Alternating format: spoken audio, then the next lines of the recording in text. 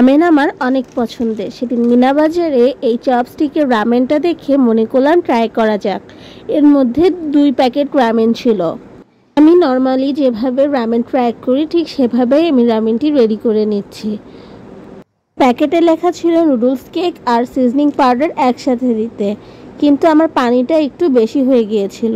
সেজন্য আমি noodles boil করে হালকা একটু পানি রেখে তার সাথে সিজনিং পাউডারটা মিক্স করেছি।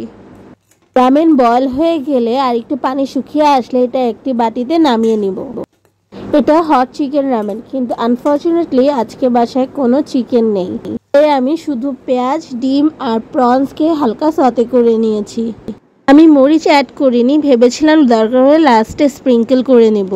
এটা সসটা আমার অনেক ভালো লেগেছে। এটা অনেকটা কোরিয়ান যে অন্যান্য রামেন তার সাথে অনেকটাই সিমিলার। এতে আমার মরিচ অ্যাড করার প্রয়োজন হয়নি। এটা স্পাইসি ছিল, কিন্তু এটা কোনো 2x 3x রামেন যদি আপনাদের পছন্দ হয়ে থাকে সেরকম স্পাইসি কিন্তু এটা না। 170 টাকায় 2 প্যাকেট আমার অনেক রিজনেবল মনে হয়েছে। আমি আবার ট্রাই করব এটা। আপনার প্রিয় রামেন কোন ফ্লেভার আমাকে অবশ্যই কমেন্টে জানাবেন।